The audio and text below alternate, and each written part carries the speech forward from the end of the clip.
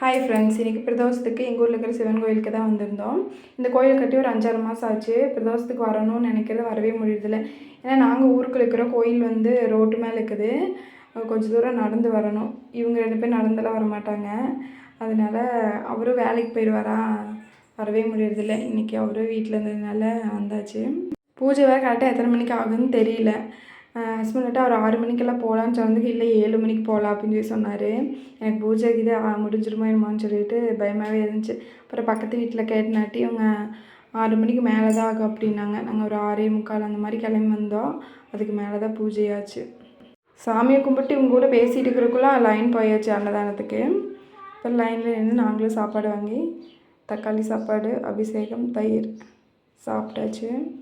சிவன் சாமிக்கு அலங்காரம் சூப்பராக பண்ணியிருந்தாங்க. சாமி கும்பிட்டு தீர்த்தமெல்லாம் அப்படியே வாங்கி குடித்தாச்சு. நாங்கள் தீர்த்தம் குடிச்சிட்டு லைனில் நின்றுட்டு இருந்தோம்ல, அப்போ எங்கள் ரிலேஷன் ஒருத்தங்க நின்றுருந்தாங்க. பாட்டிலில் தீர்த்தம் எடுத்து வச்சுருந்தாங்க. தீர்த்தம் சூப்பராக இருந்துச்சு. அது கூட வந்து பால் கூட அவிசாவும் கொஞ்சம் கலந்துருப்பாங்களாட்டுக்கு. டேஸ்ட்டு சூப்பராக இருந்துச்சு. அது எனக்குமே ரொம்ப பிடிச்சிருந்துச்சி. அவங்க பாட்டிலில் மோந்துட்டு வந்ததை குடிச்சிட்டாங்க லைனில் நிற்கும். அப்புறம் அவங்க பொண்ணு போய் மோந்துட்டு வந்து சொன்னாங்க. அவங்க மோந்துட்டு வந்தாங்க. மறுபடியும் சாப்பிட்டு முடிச்சுட்டு மறுபடியும் ஒரு பாட்டிலை குடிச்சிட்டாங்க. மறுபடியும் போய் மோந்துட்டு வந்தாங்க. நானும் ஒரு டைம் தீர்த்தம் நல்லா இருந்தால் இந்த மாதிரி குடிப்பேன். ஐயப்ப சாமி வந்து நாளைக்கு தான் கட்டி கோயிலுக்கு கிளம்புறாங்க. மத்தியானமே கோயிலுக்கு கொண்டு போக வேண்டிய அந்த பைகள்லாம் வந்து அலாசி போட்டு எல்லாம் மடித்து வச்சாச்சு. தேங்காய் உரித்து வைக்கிறதுக்கு வந்து மறந்தாச்சு. கோயிலுக்கு போயிட்டு வந்ததுக்கப்புறம் தான் சாமிக்கு தேங்காய் உரித்து வைக்கணுங்கிறது ஞாபகம் வந்துருக்குது.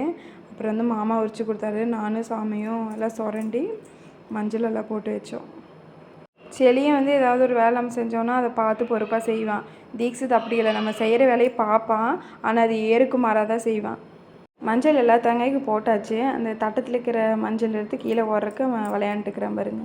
நம்ம வீட்டு சாமிகளை கோயிலுக்கு அழைச்சிட்டு போனதுக்கப்புறம் வீட்டுக்குள்ளே சாமி வைப்பாங்களா, அந்த சாமிக்கும் மஞ்சள் எல்லாம் போட்டு எடுத்து வச்சாச்சு.